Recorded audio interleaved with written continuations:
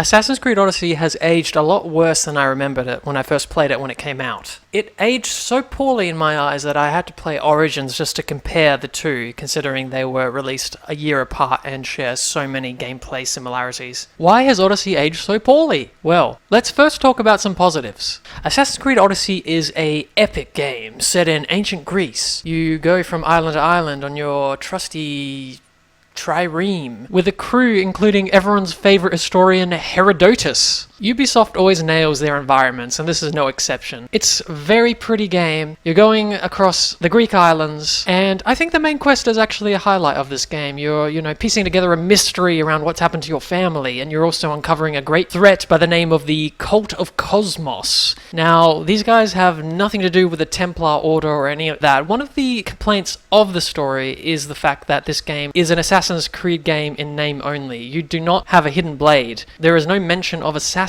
in this game. There's no mention of any of that. It's basically ancient Greek mercenary game with some first civilization flavoring towards the end. So that's a bit unfortunate, especially when we compare it to Origins, which really is about the origins of the Brotherhood of Assassins and all of that. So yeah, the main quest is good.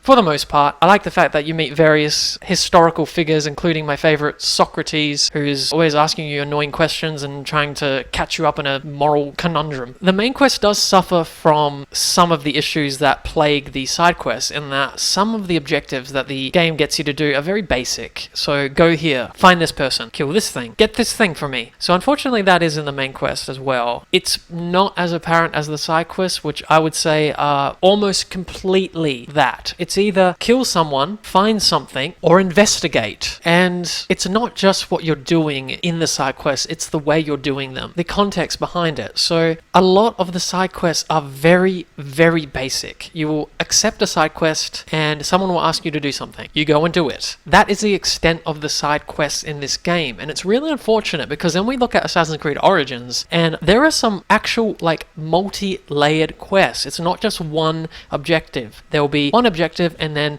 that will follow on to another objective and another thing that you have to do. And it feels more structured and feels more like they actually tried. And that even reflects in the cutscenes and the fact that there's certain animations that play during side quests in Origins, whereas in Odyssey there's very little of that. There's so many quests in Odyssey, but so few of them actually feel like they're worth doing. I can only think of two in particular that had any sort of depth to them or entertainment value. And that's really unfortunate, especially when there's these, timed quests and repeatable quests and orichalcum quests and all these things you can do. But it's so boring. There's just not much to the side quest, and it's a real problem, especially considering how this game level gates. So the way this game works is that you cannot fight enemies above your level. Even one level above your level, enemies are incredibly strong and they do so much damage. It's crazy the amount of level gating that is in this game. And I looked at these settings to see how to make this a bit less of an issue, and unfortunately I couldn't do anything to fix this problem. Now, I played on easy, which it was still difficult at times, and when I got ambushed by mercenaries that were over my level, I would get destroyed. I had no chance. Nothing I could do, right? So there is a setting here that you can do, and it's called level scaling. Now, what this means is that you can change the way the level scaling works, but only in relation to enemies of lower level than you. So you can put it on heavy, which means content stays at your level. So that means that everything will be at your level that would have been below your level. Now, that doesn't actually help you in relation to higher level enemies and quests. You still cannot do them.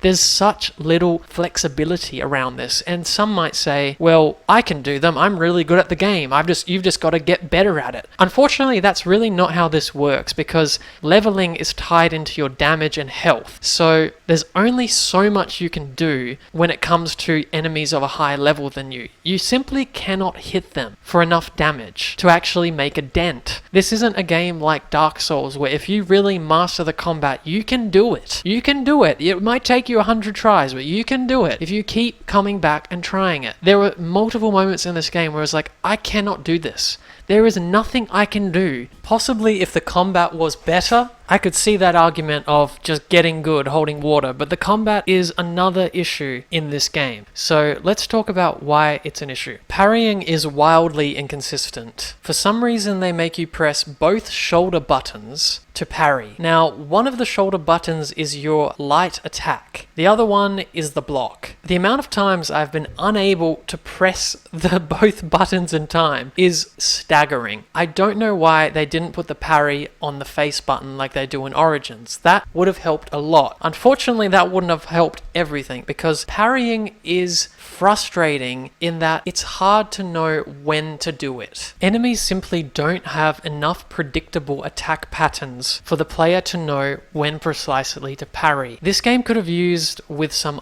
Arkham-style combat. Something crazy that happens over the head of an enemy that's about to attack. So you know beyond a shadow of a doubt, this is the moment to parry. There isn't that moment in this game, unfortunately. The same can be said for unparryable attacks. When an enemy is about to do an unparryable attack, they will glow reddish-orange color. Now, that may seem like it will give you sufficient indication to know that you've got to get out of the way, you've got to dodge when this attack is going to happen. Unfortunately, it doesn't. The enemies will often attack multiple times in that period when they're orange. So it's not clear when the precise moment is to dodge. Sometimes it could be during the first attack, or if you miss that, it could be the second attack, but the enemy stays the same color throughout the whole animation of attack. It's not clear when exactly to dodge. It also doesn't help that all enemy types can deliver these unparryable attacks. At least something like Origins has certain defined roles in the combat. So by and large, when a big brute of an enemy is on the screen, you know he's going to most likely do an unblockable attack. You need to get out of the way. Now, they can also do regular attacks, but I found in Origins, mostly the big guys do the unblockable attacks.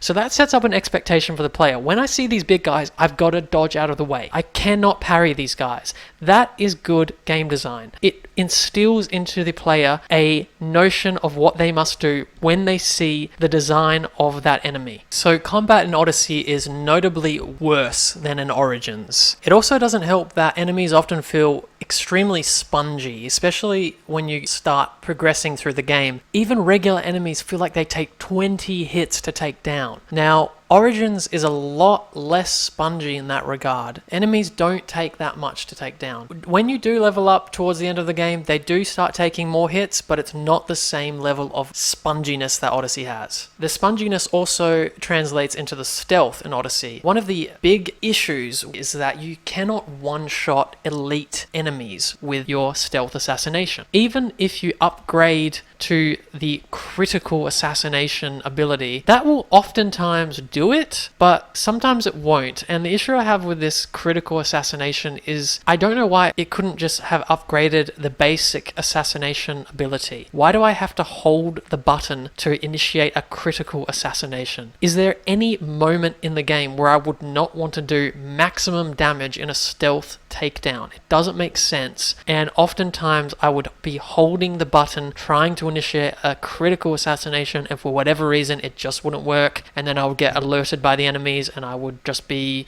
really annoyed that I couldn't do the damn thing. With the exception of one or two enemies towards the very end of the game, at least in Origins I could one-shot basically anyone in stealth. However, don't get confused in thinking that the stealth in Origins is that good either. I mean, the amount of times that I was trying to initiate a stealth takedown and I just couldn't because I was on a slightly elevated ledge compared to the enemy is countless. So for some reason, the stealth in these games just sometimes doesn't want to work, and you just have to be okay with that. Otherwise, you're going to have a bad time. So I discussed the mercenary system slightly in the beginning of the video. I do want to talk about that a bit more in depth. So this system, there's so many systems in Odyssey. So the mercenary system has been basically ripped off from the Shadow of Mordor games. You have a chart of mercenaries who will come after you if you do anything wrong, even if you kill bandits or like bad people. That's apparently worth putting a bounty on your head. You can pay the bounty off at any time, which I didn't actually know how to do for like the first 5 hours of the game. But anyway, so these mercenaries come after you if you have a bounty on you. The problem with this system is it takes the idea of the Nemesis system from Shadow of Mordor, but completely doesn't understand why that system was good. So there's no personality personality to the mercenaries. They all have, kind of silly names, but you don't have any interaction with them. They don't speak. I mean, they don't have any personality whatsoever. The more you kill, the more you rise through the ranks, and you get better upgrades at the shop and cheaper discounts at the shop, things like that. The problem I really have with the mercenary system is that when you have a bounty on your head, you will get upwards of 3 to even 4,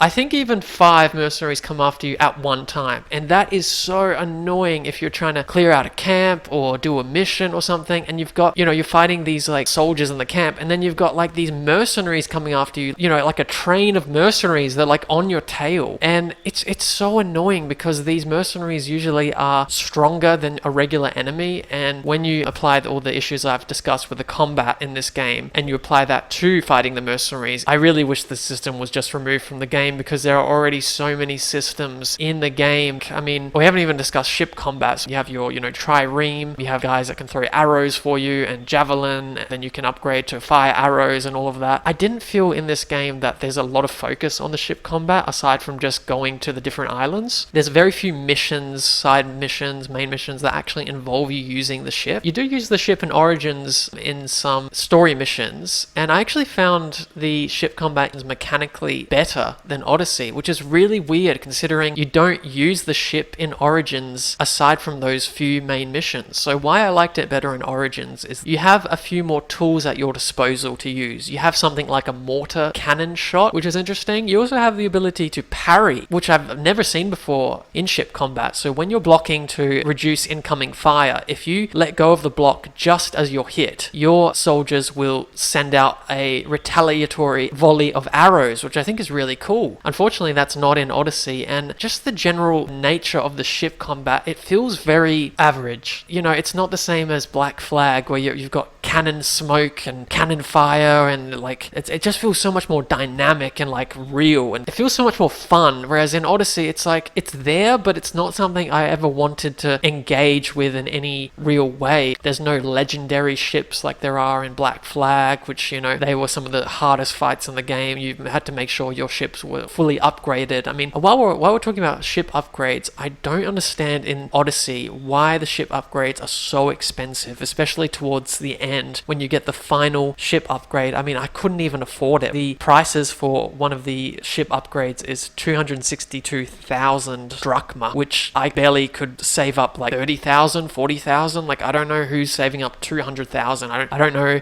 other than buying drachma in the in-game store. I don't know how you would do that. So also, I think this is a time to discuss the in-game store. A big controversy with Odyssey is that you can buy basically level boosts, so you can level up faster. Now, you level up extremely slowly in Odyssey. It's really noticeable. So I was leveling up basically one level every 45 minutes, and I think that's way too slow in an RPG. It just feels so slow, especially with the level gating. You really need those levels to be able to fight higher level things, to get through the game. And because you're leveling up so slowly, there is this weird manipulative kind of tactic to get players to buy these time boosts that make you level up faster. And I think it's really shittily designed because the game itself isn't well designed in terms of progression, and what they've done is just put in these packs for you to buy so you can not experience the game as much as they want you to. I mean, it just doesn't make sense. I mean, at least in Origins you level up a lot faster, and you cannot buy level boosts. You can buy ability points, but you can't buy level boosts as far as I could see. Another thing to note in Odyssey and Origins is that while these games are both very big and they've both got way too much stuff to do, I felt in Odyssey that the exploration on ship was very limited, and it felt like the islands themselves were very close together, almost ridiculously close. Islands would be within a second's boat ride away, like 10 seconds. Like, it didn't feel realistic, or like I'm sailing on this grand journey across the seas. I mean, it really takes that element of exploration out on the ship if the islands are so close together. While we're talking about exploration, I would like to present to the court the finding that there is no run button in either of these games, and I would like to ask the defense why that is. Why can I not run in these games? I can certainly, on the horse even, I can't run. I mean, if I'm going through a town on a horse, it's just like the horse is just crawling along. He's really just chilling. I mean, I can't run unless I get out of a city, and then even that There's no control I have as a player to be able to run. It's just an auto run. The horse will just choose when to run, and the same for your character. He'll slightly go a bit faster at certain times, but I really don't get why I can't have control over the movement of how fast I'm going in the game. Even the auto run feels strangely slow, and it does feel strange considering these games are so big that I just can't like actually run fast across the land. Not sure why that is. Okay, a couple more things about Odyssey and then we can stop talking about this game and then go on to Assassin's Creed Origins, which is clearly the better game, and I will explain why that is. So another entire gameplay system in Odyssey is the Cult of Cosmos. Throughout the story, you slowly unearth cultist members, and you can also do side quests and various activities that will give you cultist clues. Now, you don't actually have to do the entire Cult of Cosmos to finish the story. There are some cultists that are part of the story, and you'll uncover them and kill them in due course. You also will have more of a personality with some of those main story cultists. However, aside from that, the majority of these cultists, and there's a fair few of them, are just generic men and women in camps, in forts, some are in caves, and you just have to assassinate them and then get their little shards so you can upgrade your spear, which gives you more stamina bars and health regen. The good part of the Cult of Cosmos is that these cult members give you some of the best items in the game, so it really is incentivized for you to go after them. The bad thing about the Cult of Cosmos is that in order to find every cult member and uncover where they are, you often have to go and find clues, and these clues aren't really clearly stated where you have to go to find them. For example, a clue might be somewhere in a mine in this region. So if you really want to find all these cult members, you have to go through that region and find a mine somewhere, and then go through the mine and then find that clue to find the cultist himself or herself. There are also other clues that say you need to do a conquest battle to find them, and this is really tedious stuff, and it doesn't make me feel as a player that I want to complete this whole Cult of Cosmos. It also doesn't help that most of the cult members are completely generic. You have no interaction with them as you kill them. It's nothing like in Assassin's Creed Origins where you're, assassinating key targets in the story and then you have a dialogue with them, and it's more cinematic and feels more like the rest of the franchise where you have these kind of moments with your targets and you tell them to like stop being so mean, and then the target gives their side of the story, and it feels like way more personality, whereas in this Cult of Cosmos there's basically none of that, which is a shame. And I also think there's probably too many cultists to assassinate as well. Okay, so there's a lot of sync points in the game, buildings you have to climb up and synchronize so then you can fast travel later to them, and then your little bird gets better perception. However, it's not clear what getting better perception means in Odyssey. In Origins, it does explain it. So better perception for your bird means when you use your bird as your little reconnaissance drone that kind of highlights camps and enemies and everything, basically the bird will be able to highlight enemies faster and highlight more of them in a shorter amount of time. Now, with Assassin's Creed, you're usually climbing up very significant buildings, historical buildings, very tall, monumental landmarks in the map. With Assassin's Creed Odyssey, the tallest buildings that you'll climb are basically, the Parthenon, which is basically maybe two to three stories high. And there's also a lot of sync points in the game that are basically on top of a small house, which it seems very strange considering the earlier games, had such a greater sense of scale. And even in Origins, climbing the Lighthouse of Alexandria, that is such a huge building and has such a sense of scale, more than anything that you climb in Odyssey, which is really a shame considering Assassin's Creed Origins is also set in ancient times. Something to note as well is the ending to Assassin's Creed Odyssey is really disappointing. It kind of just ends not on a cliffhanger, but just so abruptly, and we don't get like a conclusion as to our character, where they go from there. There is free DLC that is given to you. It's okay. It's another small island to explore. You go on a little treasure hunt. It's nothing spectacular, but free content. I guess this game probably doesn't actually need more content. I clocked in at 59 hours without playing any of the paid DLC, so I think that's probably a lot. But look, because the ending's so abrupt, I'll take the little chunk of cheese they give you in the Corfu Island DLC. Okay, let's talk about Assassin's Creed Origins, which is the little brother game to Odyssey, I guess you could say. It's set in ancient Egypt, and you play as an assassin. Well, he's not an assassin when you start, but you play as soon-to-be assassin Bayek, and also you do have a few missions with his wife Aya, also an assassin. You're You're basically on a revenge quest to avenge your son, who has been killed by mysterious people, all with names that are based on Egyptian animals, so like crocodile, the hyena, things like that. So that forms a key part of your main quest, is actually taking down these evil people and helping the people of Egypt in their quest to not be so oppressed by them. You are a Medjai, which is basically like ancient police officer, so it makes sense why you would go around and want to help people and make sure no shenanigans are happening in the world. The game's big, but it's nowhere near as big as Odyssey, which I think is a godsend because Odyssey was just too big. So I clocked in at 29 hours in Origins, and that's not doing any of the DLC or anything like that. I think that's a lot better of a length for this type of game. I didn't feel like I had to grind as much in Origins. However, this game does have the same kind of level gating that Odyssey has. However, because it is a smaller game, it's not as noticeable. I like how loot is handled in this game. It feels a lot less cluttered and a lot less of a headache than Odyssey, which has you looting basically every possible piece of clothing that you can put on your character. So you can loot boots, belts, and braces, and helmets, and chest plates, and weapons, melee weapons, ranged weapons, various sub-weapons of those weapons. Whereas in Origins, you can only loot bows, melee weapons, and shields. That's it. Everything else is tied into a crafting system. So if you want to upgrade your health, you can find certain crafting resources, usually animal pelts, and then you can upgrade your base breastplate and increase your health. Same for your assassination damage or your melee damage. It's a lot simpler than Odyssey, which has you getting new loot basically every few minutes, and it just feels overwhelming to play. Combat, as I said before, is a lot better. It's a lot simpler than Odyssey, but that's a good thing, I think. It did take a while for me to adjust to not having ability moves. Spamming those moves in Odyssey is like key to the gameplay. Whereas in Origins, it's just, block, heavy attack, light attack, dodge. It's very simple, but it gets the job done. There's no bounty system, thank the Lord.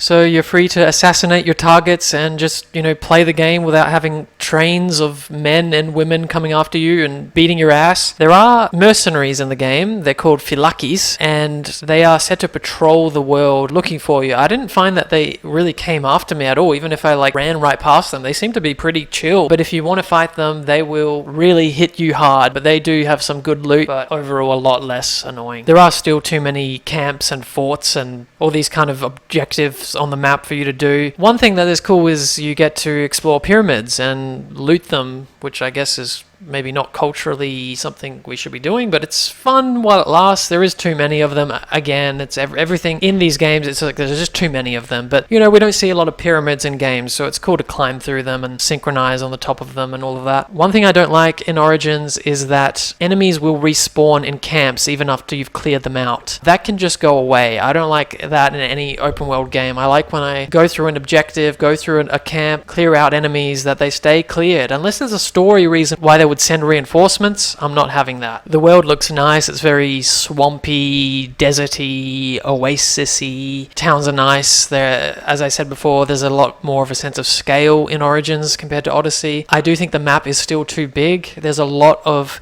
subsections of the map that actually have nothing in them. It's just desert or just water. There's nothing there to discover, so it really makes me question why they're there in the first place. Your mount is default as a camel, which is fun, very appropriate for the setting. For some reason in Origins you can burn cobwebs with a torch, but you can't do that in Odyssey. I don't know what that's about, but if you're a fan of cobweb burning, then Origins is the game for you. You can run around in loading screens. How fun is that? Do you remember the old Assassin's Creed games? Every game in the series you can do that. For some reason in Odyssey they just got rid of that, but here it is. You can buy chariots, which is a cool thing. They're not very useful tactically in combat because you can't attack from them with a melee weapon, but yeah, it's a cool thing to have. And you can also do chariot racing, which is unique. I'll give it that. It's a bit wonky, but it is unique. Alright, I feel like I've just been rambling a bit, so let's just get back on track. So, Assassin's Creed Origins, I think, has a better story than Odyssey just for the fact that it is shorter.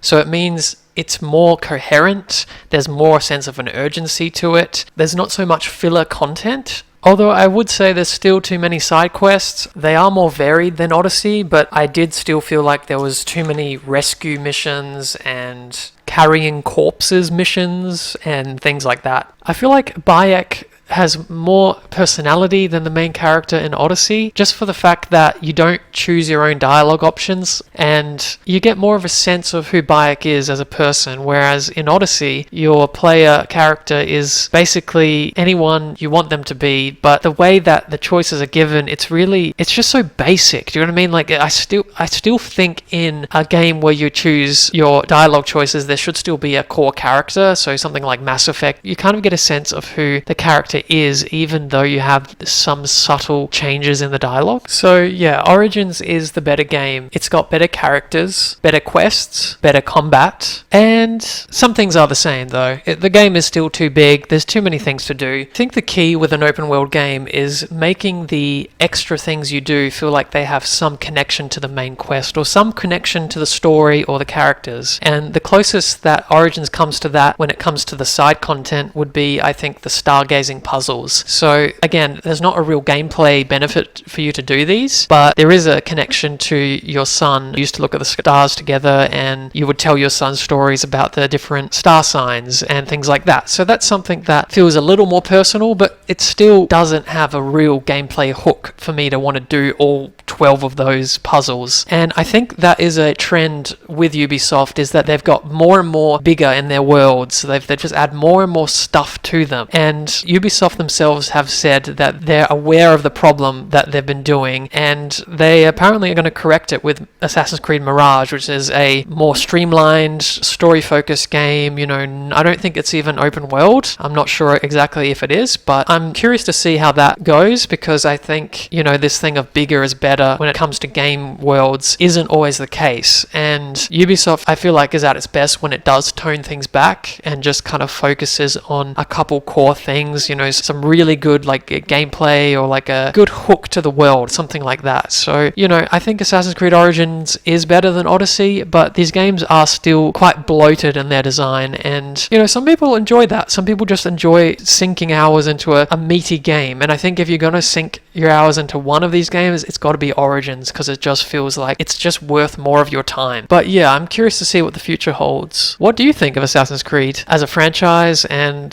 Assassin's Creed Origins and Odyssey? Let me know if you agree with me, disagree with me, or just can't stand these bloated open world messes of game design. They suck the living life out of me.